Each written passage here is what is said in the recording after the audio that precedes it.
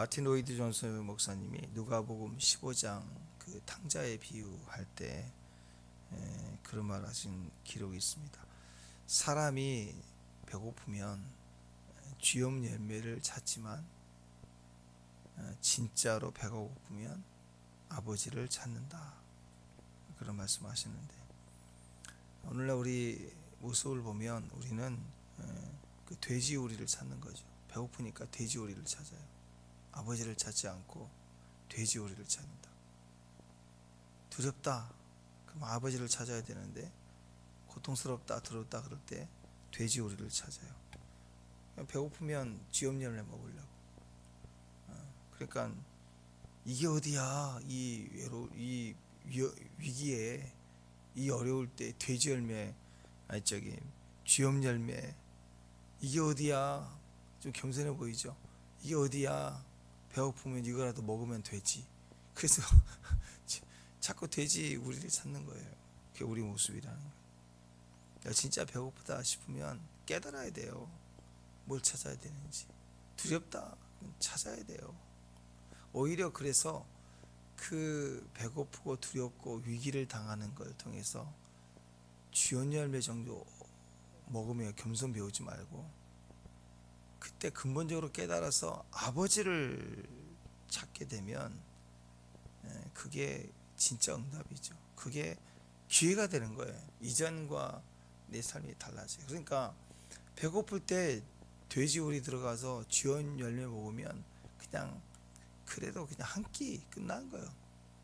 인생이 변화되는 게 아니라고요. 그냥 한 끼 연장이에요. 근데 그 배고플 때 아버지를 찾으면 한 끼 연장이 아니라 존재가 달라지는 거예요. 인생이 달라지는 거예요. 완전히 다른 인생을 사는 거예요. 그러니까 두려울 때 아버지 찾아야 되고, 배고플 때 아버지 찾아야 되고, 근본을 찾아야 내 인생이 역전이 되고 달라지는 거지. 그때 돼지우리 찾으면 그 한 끼라니까요. 변한 게 하나. 배고플 때 배고프다. 물로 채우든 쥐염 열매를 채우든 뭘로 채우든 간에 일단 배불렀다 오늘 한 끼, 그거 해결이지. 인생에 변화되는 게 아무것도 없는 거예요. 그래서 아버지를 찾으라고 이렇게 자극을 하는 거예요. 주변이 자꾸 하나님 찾으라고.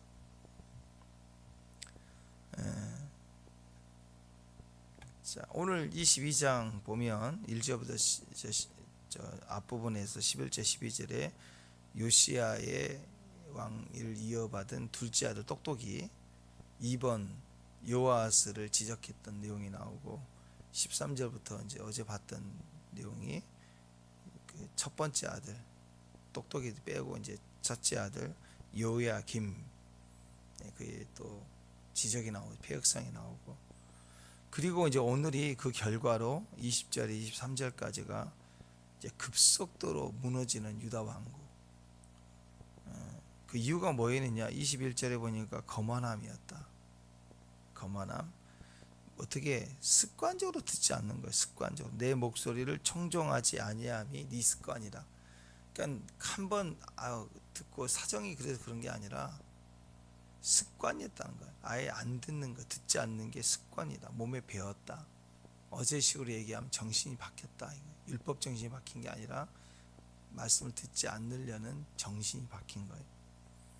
22절에는 뭐라고 하나, 모든 악이라고 얘기하고 있습니다. 회개하지 않아 남아있는 죄악을 말해요. 이게 참 가슴 아픈 거예요. 내 모든 악 때문에 수치와 유혹을 당하리라, 이렇게 나왔습니다. 22절 한번 읽어볼까요? 22절.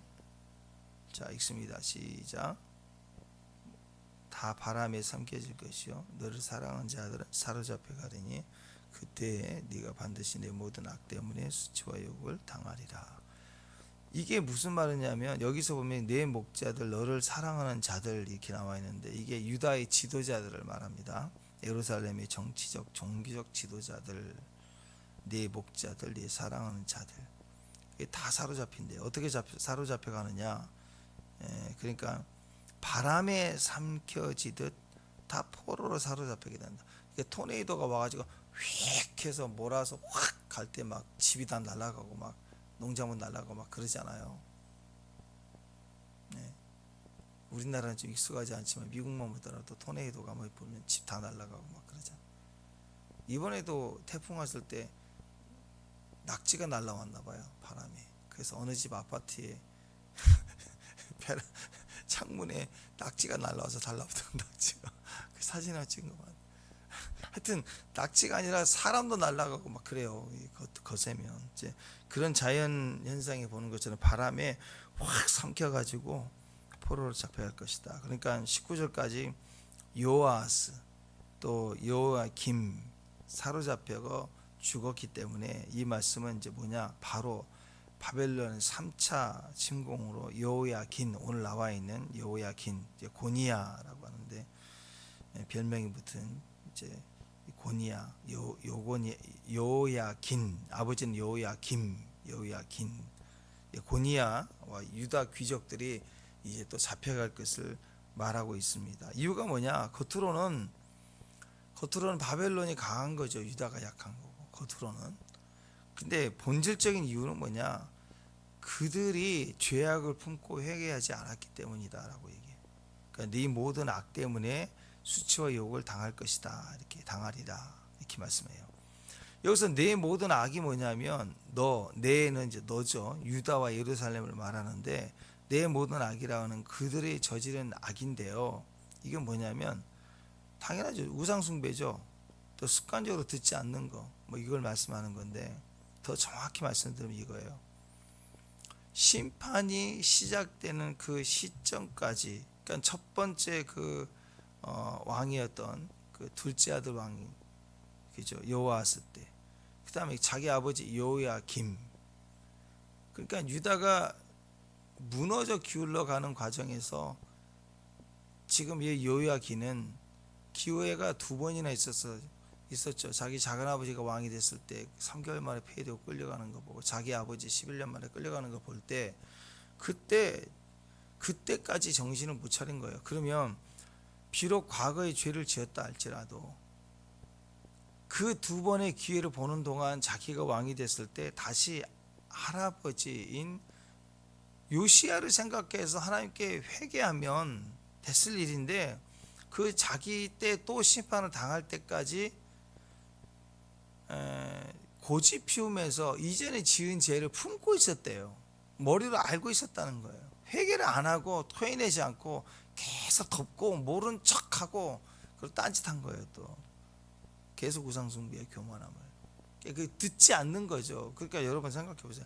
엄마가 용서해 줄 마음으로 너 3일 동안에 해, 하나 둘의 반의 반 계속 하는데 무서워할 줄 알아야 되는데 끝까지 고집 피우면, 원래는 경고만 주고 말 생각이 있는데 끝까지 고집을 피우고 못 들은 척하고 계속 품고 있으면 어떻게 해야 되죠? 부모가 어떻게 해요? 징계할 수밖에 없는 거 아니에요? 그런 거예요. 그러니까 이게 무조건 겉으로 보면 우상숭배와 교만함이지만, 더 겉으로 보면, 다시 정리할게요. 다시 겉으로 보면 바벨론이 강하고 유다가 약했기 때문이에요. 그러나 근본적인 것은 우상숭배와 듣지 않음인데, 그보다 그 근본적인 더 깊이 들어가서 정확히 보면 기회를 줬는데도 죄를 품고 있어요. 계속. 그러면서 고집 피우고 있었던 게, 죄는 죄 문제인데 그걸 회개 기회를 계속 주고 있는데 듣지 않고 끝까지 고집 피우고 거절하고 그걸 품고 있는 거예요. 계속. 그러니까 경고 정도가 아니라 결과적으로 때릴 수밖에 없었다. 어느 정도이느냐? 기가 막힙니다. 23절 한번 보세요. 23절. 자, 23절 한번 읽습니다. 시작.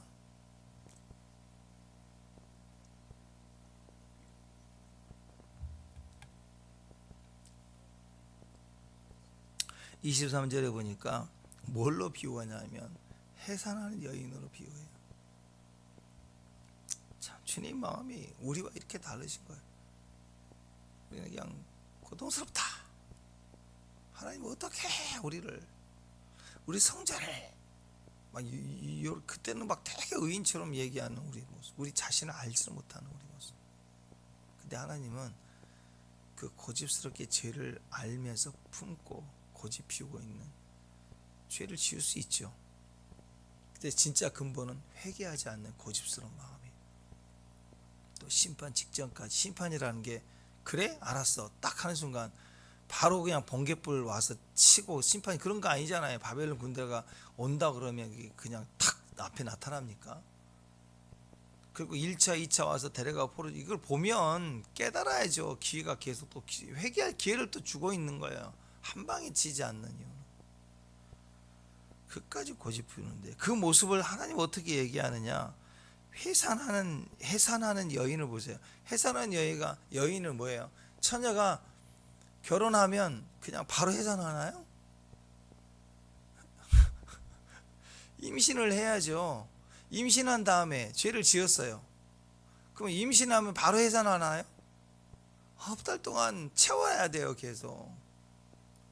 여인이 그 아이를 품는 거예요. 품고 10달이 다 돼야 이게 나오는 거잖아요. 똑같이 유다가 죄를 지었어요. 그러면 회개하면 될 기회를 9달 내내 계속 품고 얘가 자라도록, 죄가 자라도록 보호하는 거예요. 죄를 품고 있다고. 죄를 품고 그러다가 해산한 여인이 고통스럽게 아이를 낳는 것처럼 그 죄가 기록이 차니까, 가득 차니까 죄가 터져 나오듯이 고통을 당하는 게 이 심판이라는 거죠. 그러니까 심판받을 유다는 죄악을 심판 직전까지 계속 품고, 악의를 품고 있는 것을 품고 있다가 회개하지 않고 고집 피우며 계속 품고 있었다. 그래서 그 고통을 당한다. 그러니까 아세라 목상을 왕이 새겨가지고 그 얼마나 정성이라 그게 뭐 제대로 새겼겠어요 왕이. 근데 자기네 친히 정성을 보인 거죠. 그래서 성전에다 두고 하나님 모욕하고 또 자기 자식을 몰래에게 불태워서 우상 바치고 본을 보여서 왕이. 그러니 그렇게 우상 숭배했던 유다의 모습을 보십시오.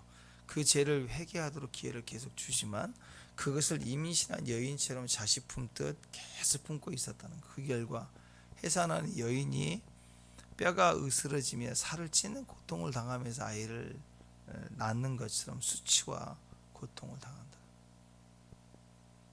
그렇잖아요.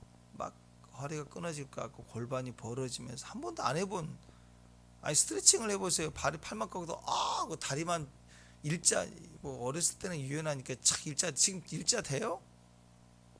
안 되죠. 뭐 발 벌려서 하면 난리 칠 텐데 애인 할 때는 골반이 벌어지니까 얼마나 고통스러울까요? 그리고 너무 고통스러운데 나 좀 살려달라고 하면서 애를 낳는데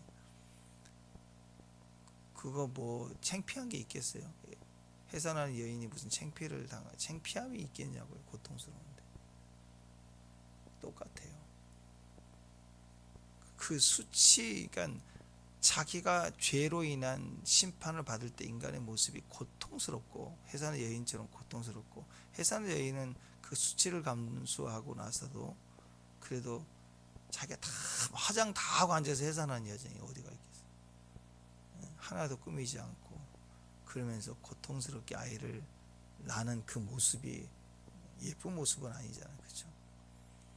공주 같은 모습은 아니잖아요. 그렇죠? 그러니까 죄를 품고 망할 때는 고통스러움과 또 한 가지는 수치스러움을 당하는 거예요. 다 바위가 벗기고 코에다 고리를 끌어서 끌고 가잖아요. 그 아버지 보는 앞에서 아들 왕자들 죽이고 그래도 못 깨달아. 이 고통은요, 잘 들으세요. 이런 고통은 반드시 받아야 할 고통이 아니었어요. 비록 죄를 지었지만 이 고통은 받을 필요가 없는 고통이에요. 사실은. 왜냐? 기회를 주고 있었으니까.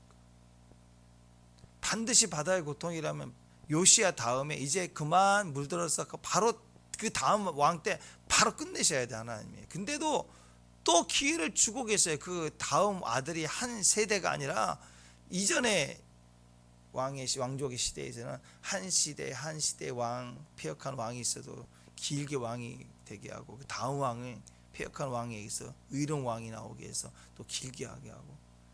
또 보세요, 히스기야, 바로 요시야 왕 이전에 바로 그 유명했던 120년 전에 100년 전에 위대한 왕 히스기야, 엄청난 존귀.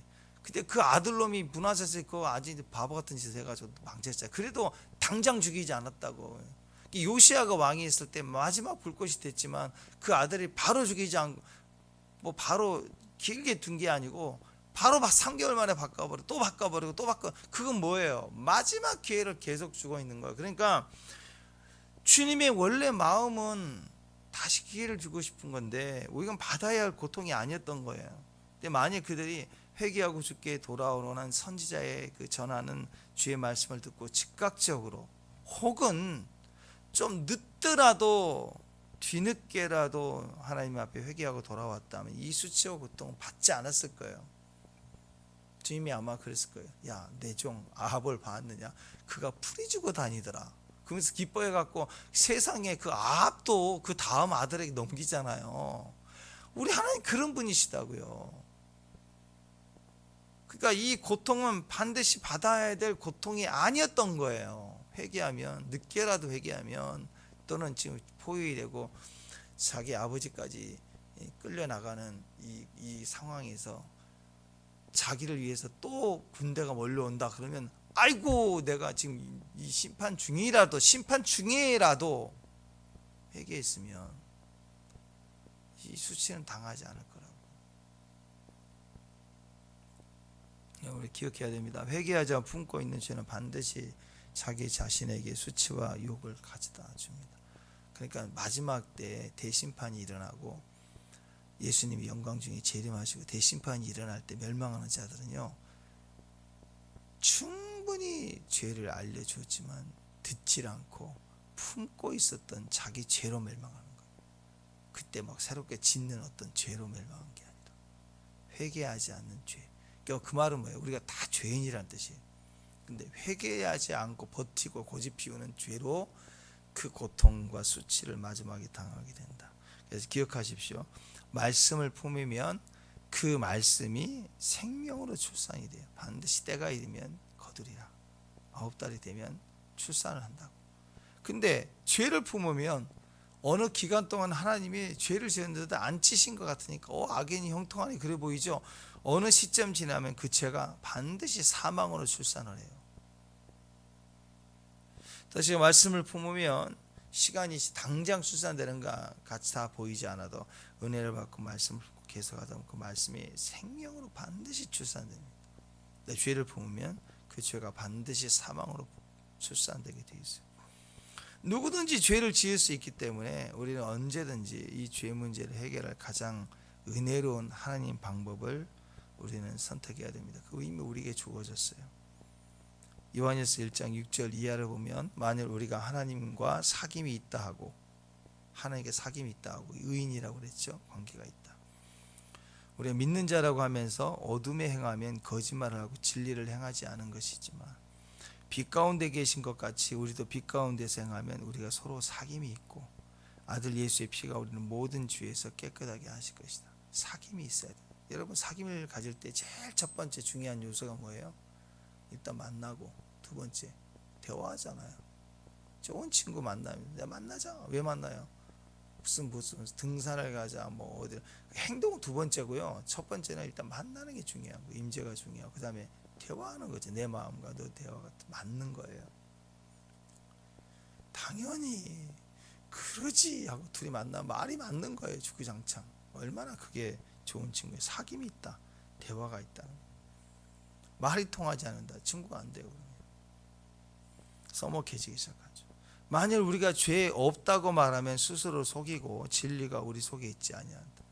나는 아니다. 이게 속이고 있는 거예요. 하나님은 자꾸 속이는데 무슨 사귐이 있겠어요. 죄가 있는데 아닌 것처럼 덮고 너 진짜 죄가 없냐? 있잖아 거기. 딱 같이 한번 확인하시면 그때는 꼬꾸라져야 되잖아. 근데 뭐라고 하면 죄는 더 많은데 왜 죄는 안 거두고 나한테 그러냐. 상대한테 돌리는 거예요 또. 그러니까 뭐라고 하십니까? 만일 우리가 우리 죄를 자백하면 그는 미쁘시고 의로우사 우리 죄를 사하시며 우리를 모든 불의에서 깨끗하게 하신다. 죄를 지으면 칠 수 있어요. 그 죄를 회개해야 됩니다. 품고 있으면 품고 있을 만큼 그 해결되지 않은 죄 때문에 멸망을 받아요. 그러니까 잘합니다. 뿌리를 내립니다. 혼자서 안 돼요. 그런 일들이 벌어지는 거예요. 그 단순히 자백하면 그 상한 심령을 토해내고 자백하면 끝날 일을 그거 계속 놔두면 뿌리 내리고 단단해지면 그거 뽑아낼 때 엄청 눈물 환경 뽑아내고 막 고통스럽게 뽑아내야 되고, 더군다나 거기에 무슨 뭐 다른 게 들러붙었다 그러면 그거 뜯어내느라고 막 축사하고 난리를 피우면서 뜯어내야 돼.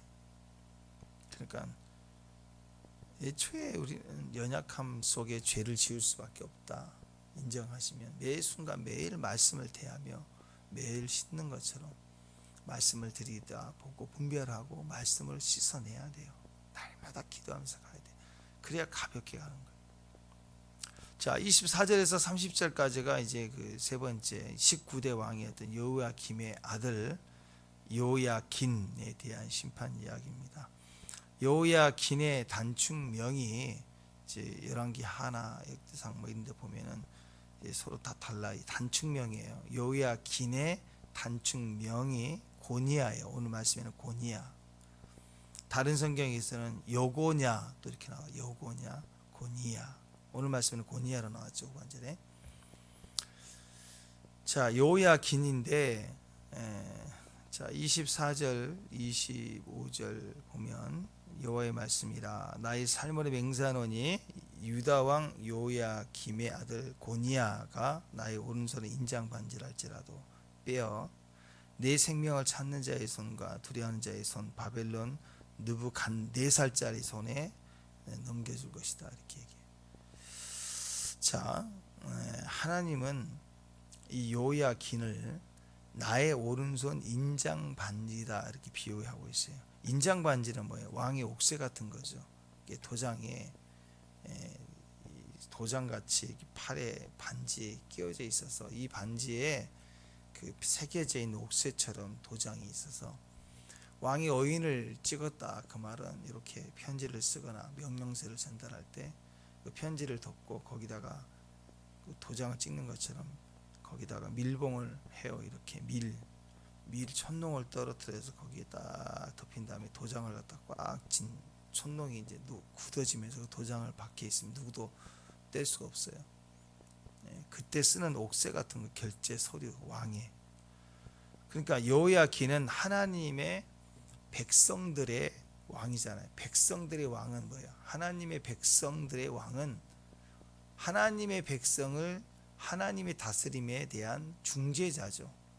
대리자예요. 대리자. 하나님이 그 백성을 다스리는데 영이신 하나님이 직접 다스리지 않고 대리자를 세워서 다스린다고요. 그 왕은 자기가 왕이 자기 힘으로 자기가 왕이 된 게 아니기 때문에 하나님의 대리자일 뿐이에요. 그러니까 왕에게 있어서 이 인장 반지는 일종의 왕의 대리자 역할을 합니다. 왜냐하면 인장 반지로 찍은 문서는 왕을 대신하니까 왕이 직접 가서 지방 다니면서 다 명령하지 않아도 왕이 직접 가는 것과 같은 효과를 주는 게 편지를 명령서를 써서 12지방이 12도시다. 12도시의 어인을 찍은 문서를 전달하면 왕이 12도시를 다 여행하면서 명령한 것과 똑같은 효과를 가지는 거죠. 왕을 대신해요. 그러니까 왕의 인장 반지는 왕의 대리자예요. 그러니까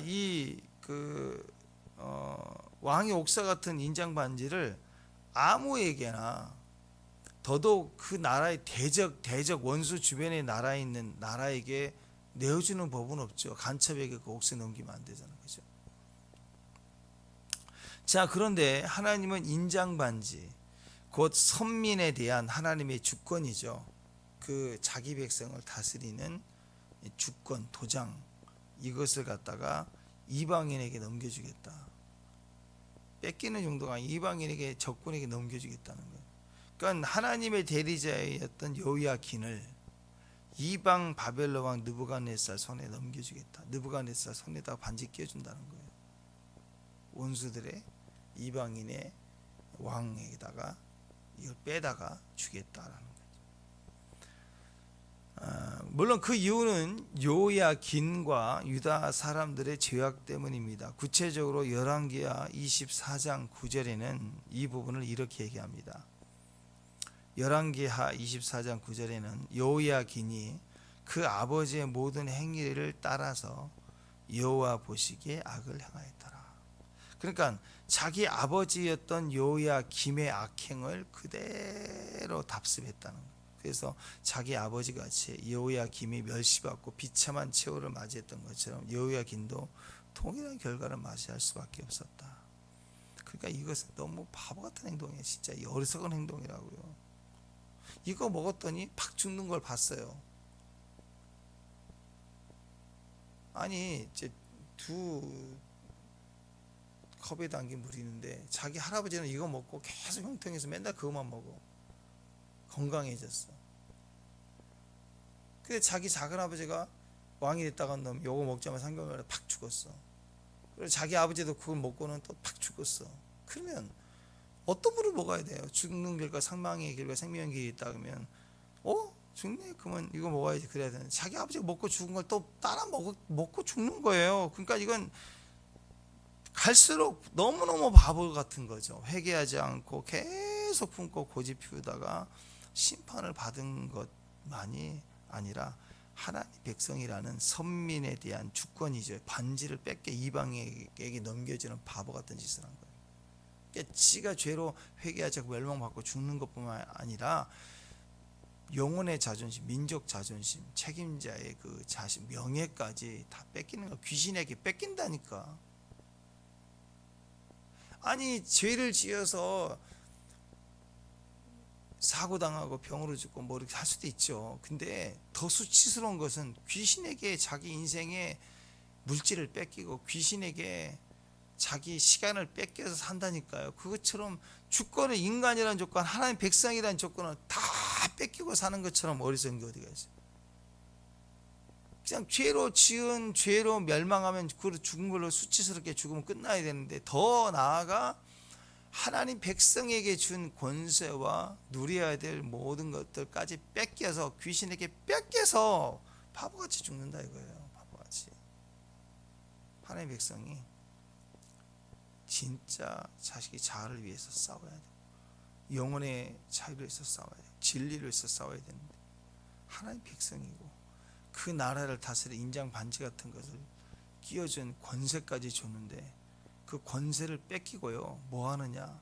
매일 술 먹고 야 나와라 나랑 싸우자 하고 매일 국력 낭비하고 당파 싸움하고 그런다면 그게 어처구니없는 바보 같은 거 아니에요? 그 결정권이 있는데 쓸데없는 고민, 쓸데없는 판단, 쓸데없는 싸움 하다가 인생 낭비하지 말라. 똑같은 거예요. 유다 왕국의 마지막 부흥과 축복의 기회가 되는 마지막 불꽃이 되었던 요시야 왕의 아들들 보세요.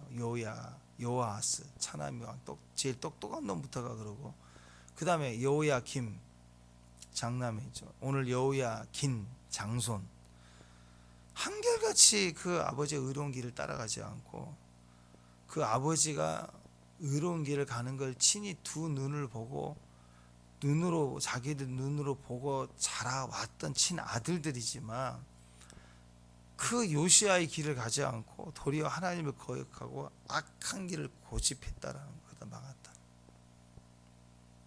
그러니까 여러분 기억해야 됩니다. 하나님은 언제나 우리에게 길을 줘요. 기회를. 너무 좋으신 분이죠. 그죠? 심판 중이라도 엎드리면 하나님 구원을 주세요. 영원히 멸망받을 수밖에 없는 우리에게 예수님이 우리에게 오셨어요. 그것은 이미 지옥 가는 중인 우리에게 기회가 되는 거예요. 예수님 오셨다. 기회예요. 주의 이름을 부르라. 부른다. 그게 기회라는 것입니다. 기회. 지금도 우리가 당할 모든 환난에 대해 예수님은 우리의 구원의 기회가 되십니다. 그래서 여러분 들어야 살아요. 들어야. 왕도 들어라. 신하들도 들어라. 백성들로 들어라. 항상 그 음성을 들어라. 그리고 자백하고 회개하면 되는 거예요. 이게 간단한 거예요. 그거 어기면 멸망을 받을 뿐만 아니라 인장 반지 뺏겨서 주권까지 빼앗겨서 귀신에게 다 이용당하고 망하는 수치까지 당하게 돼요. 그러나 자백하고 회개하면 다 돌아와요. 탕자가 돌아왔을 때 옷을 다 벗겨내고 새 옷을 입히죠. 그다음 인장 반지 끼워줘요. 다시 끼워준다고. 요셉 한 사람 순종이 있을 때 어땠어요? 그 요셉에게 바로가 인장 반지를 금사슬을 목에 걷고 부를 상징하죠. 물질의 상징. 그 다음에 바로가 자기 손에 끼었던 인장 반지 왕의 역할을 하도록 그 인장 반지를 빼서 요셉에게 총리를 세우잖아요. 그러니까 여러분, 우리가 하나님 앞에 의로운 자가 되면 누북 한 4살짜리의 그 권세 힘, 세상을 지배하는 권세도 빼서 우리에게 준다고. 근데 우리가 그것을 회개하지 않고 끝까지 죄를 품고 고집하면 이미 우리에게 지금 권리를 빼가지고 귀신에게 준다고 나를 괴롭히라고. 그런 어리석음 되지 않기를 바랍니다. 기억하십시오. 하나님은 우리의 기회예요. 아멘. 언제라도, 심지어 심판 중에라도 여전히 변함없이 우리의 기회가 됩니다. 아, 내가 듣지 않고 순종하지 않았더니 이 심판이 왔구나. 어이할고 하고 이를 갈면 안 돼요. 그 순간이라도, 징계받는 중이라도 빨리 회개를 하고만 기회가 생기는 거예요. 그 기회는 은혜로 주는 것이기 때문에 이제 끝났구나 해도 다시 기회를 준다고요. 예수가 우리의 기회를 준다고요. 다시 붙들면 돼요. 이걸 믿는다면 매일 매 순간 하나님의 기회로 살려고 해야 됩니다. 아멘. 세상적 기회로 살면 안 돼요. 세상적 기회는 그 순간 놓치면 다시 오지 않아요. 하나님은 언제든지 항상 계시다는 것은 언제든지 우리에게 구원이 되신다. 언제든 기회가 된다. 자, 한번 생각해 보세요. 자, 돈이 있어요. 돈. 자, 돈이 있으면 돈은 잘 쓰면 가치를 만들 수 있죠. 그죠? 내가 억만장자의 그런 가치를 가진 사람이다. 그러면 그 정말 착한데 너무 어렵게 사는 사람들, 예를 들어 식당을 한다. 너무 어렵게 해.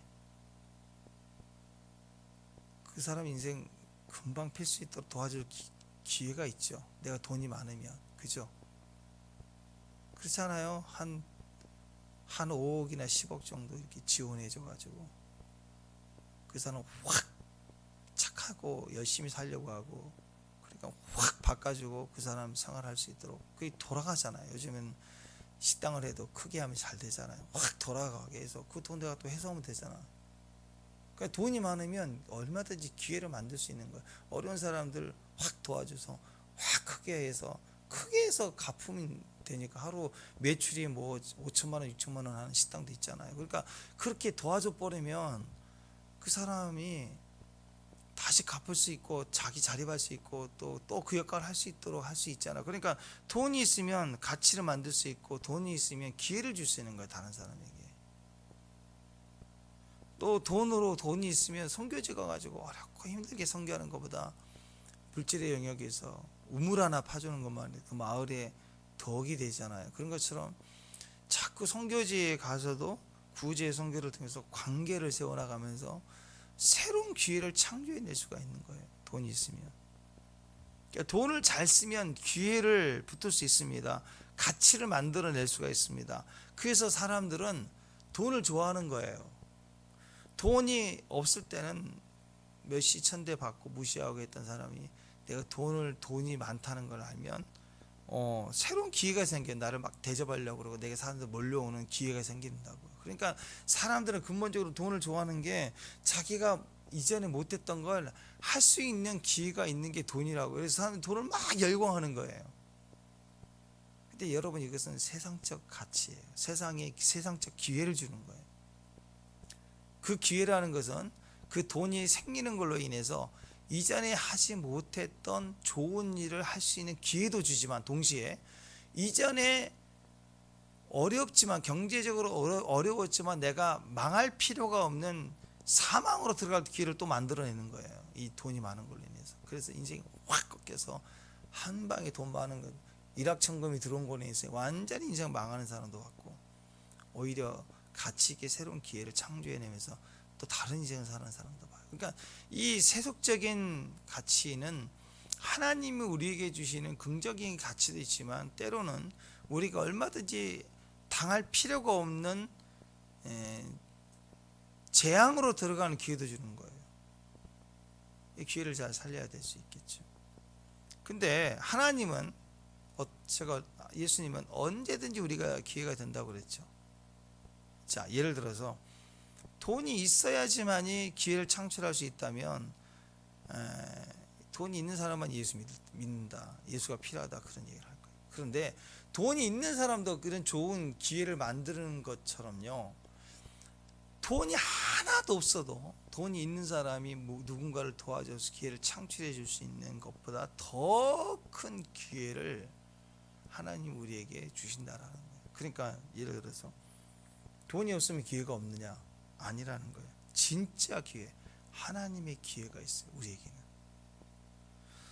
자, 예를 들어 돈이 없어요. 그러면 조지 물러는 기도와 믿음으로 10,000명의 고아를 먹였단 말이에요. 그러니까 돈으로 할 수 있는 일이 아니에요. 그 당시에 돈이 없어도 얼마든지 기회를 만들어낼 수 있다는 것을 증명해낸 사람들 아니에요. 돈이 있으면 10,000명을 하나님 의대로 먹일 수 있는 기회가 없어요. 돈이 있으면 그 돈을 쓰기 바쁘지, 기도로 뭔가를 하나님께 공급받을 수 있는 그런 역사를 경험할 기회가 없는 거예요. 그러니까 여러분, 태어날 때부터 금수저고, 학교 잘 다니고 결혼 잘 하고 가문 잘 만나서 별로 궁핍이 없고 자유가 있게 사는 게 참 좋아 보이지만요, 그렇게 사는 인생은 결핍이 하나 있죠. 하나님의 기회가 한 번도 없어요. 하나님의 기회가, 기도와 믿음의 기회가 절대 안 옵니다. 아마 우리 같은 사람은 한 2천만 원 정도만큼은 통장에 얼마든지 쓸 수 있다, 이 정도만 돼도요, 평생 기도 안 하고 살걸요. 아마 하나님 의지하지 않아도 사니까. 돈이 있으면 있을수록 이런 기회는 절대로 오지 않습니다.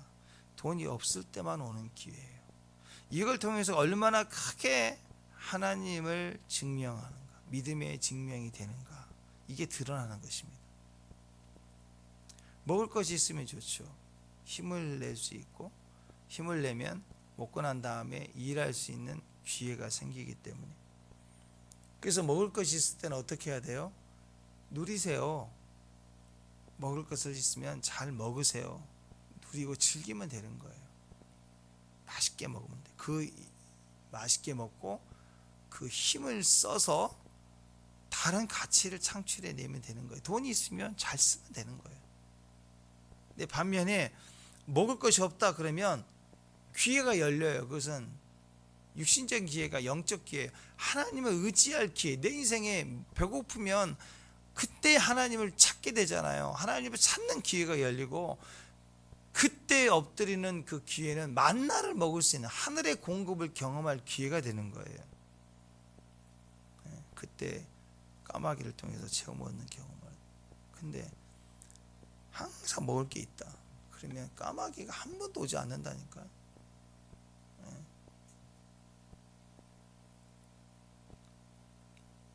멜테리 목사님 간증은 인도네시아 붕이 일어났을 때 성경책을 들고 이렇게 강이 불어서 전도를 해야 되는데 연마을을 갈 수가 없는데 물이 불어서 갈 수가 없는 거예요. 근데 성경을 들고 이렇게 가면 가슴까지 이렇게 물이 들어온대요. 그 다음부터는 쭉 간대요. 그리고 물 밖으로 나오면 싹 말라져 가지고 젖지 않아요. 그렇게 전도를 했어요. 근데 기자가 물어요. 지금도 무리를 걷습니까? 아니, 지금은 안 그런다. 왜요? 거기 다래가 낮았어요. 다래가 카레로 가지 누가 무리를 걷게 하지, 하나님이. 포도주가 없을 때 성찬식은 물로 기도하면 포도고로 변해서 성찬식을 했는데 지금도 하십니까? 아니요. 지금 마트 가면 포도주 다 있어요. 하나님은 없을 때 있게 하시는 거지, 있는데 또 주시는 분이 아니라고요. 그걸 충분히 가치 있게 쓸 때 또 주시고 또 주시는 거예요. 그러니까 다시 이 기회를 본다면 생각해 보세요. 자기 아버지 멸망을 따라서 멸망받는 상황이라고 할지라도 끝났구나 할 때, 그래요, 끝났어요, 더 이상 너는 가망이 없어, 그래서 심판하는 심판 중일지라도 살려달라고 말할 수 없는 그런 상황까지 온 거예요. 염치도 없어요. 그래도 은혜는 있잖아요. 은혜는 항상. 그때는 말할 수 없는 은혜를 받을 기회가 있는 거예요. 그러니까 언제든지 엎드리면 기회가 생기는 거라고요.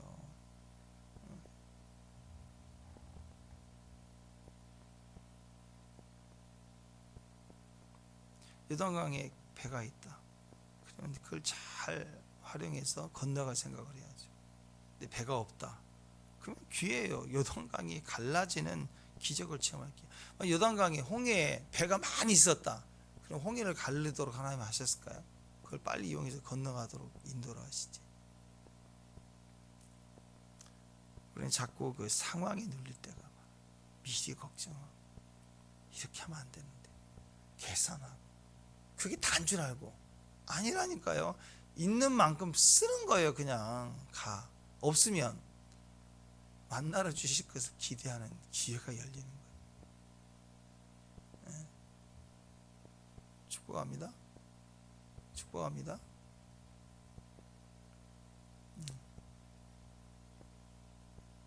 우리는 상황을 핑계해서 상황에 눌릴 때가 많아요. 하나님 기회로 가지 않고 상황의 기회만 바라보니까 없으니까 안 된다고 생각하고 막 고민하고 애쓰는. 네.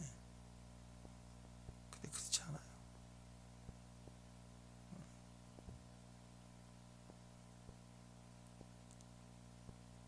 차가 막혀요.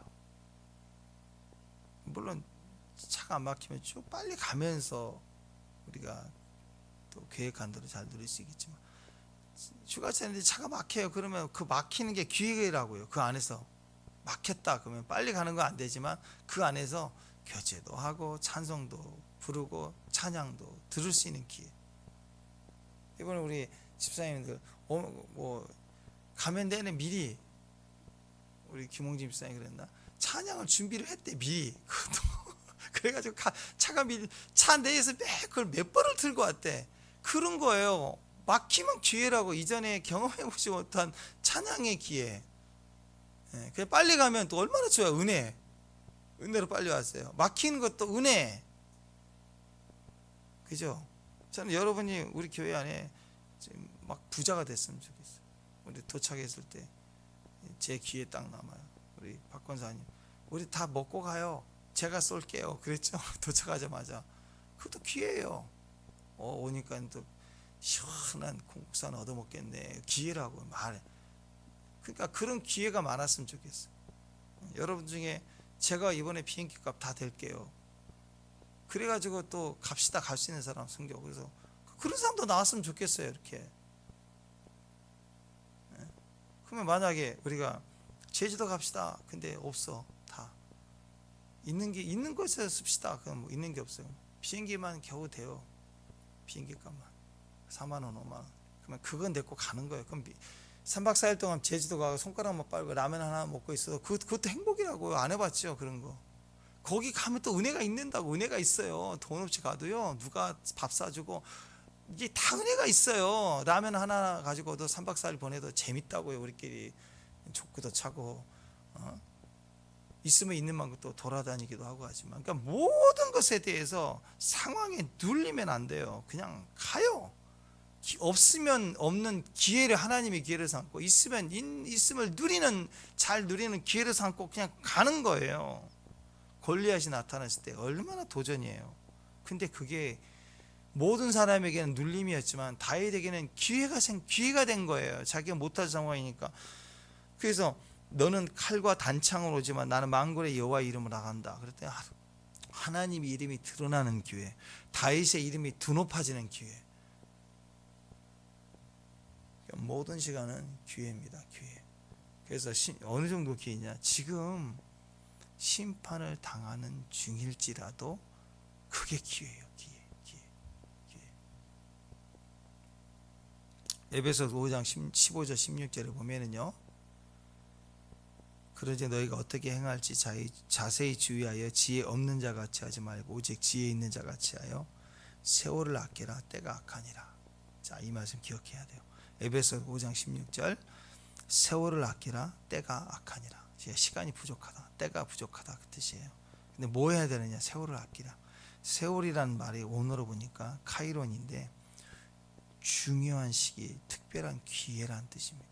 세월이라는 것은 그냥 인생 살이 그걸 얘기해요. 인생 여정 전체를 말하는 게 아니라 기회예요. 기회. 카이론 기회란 뜻입니다.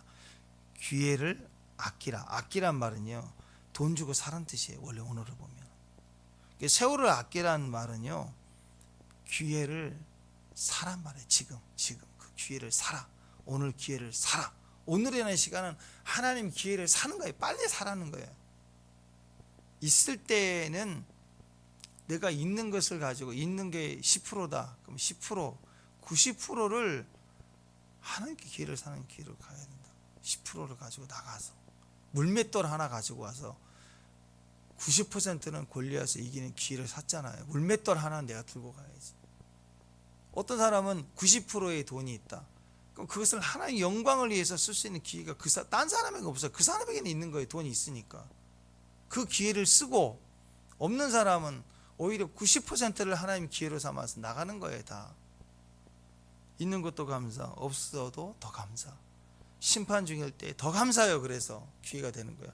어떤 상황이든 인간적 계산하지 말고 악할수록 마지막 때일수록 오히려 항상 기회를 사려고 해야 돼요.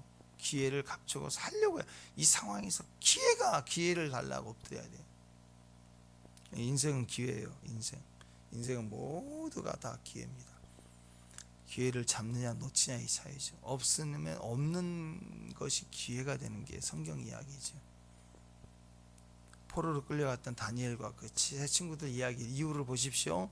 부정한 음식을 먹어라. 그게 잘못하면 탈락당할 위기지만 오히려 그것이 기회가 돼서 하나님 이름을 드러내고 보호를 받고 불 속에서 춤춘 데 살아나잖아요. 불꽃춤을 추잖아. 꿈의 해몽도 다 죽이겠다. 근데 그것이 위기가 기회가 됐어요. 풀무불에서도 사자굴도 다 위기가 아니라 기회가 됐어요. 하나님을 증명할 기회, 기도할 기회, 내가 믿는 믿음을 증명할 기회. 오늘 세 왕들, 둘째, 첫째, 2번, 1번, 그 다음에 손자, 이들은 요시야라는 엄청난 기회를, 금수저잖아요. 금수저인데도 그 기회를 다 놓치고 망했어요. 흙수저라도 아무 상관없습니다. 우리는 언제든지 예수가 우리의 기회가 됩니다. 예수님의 기회를 붙잡고 승리하는 저와 여러분 되십시다. 아멘. 기도합니다. 오늘 하나님 주님 앞으로 나아갑니다. 이 기회를 붙잡고 가는 귀한 주의 종들 되게 하옵소서. 예수님의 이름으로 기도합니다.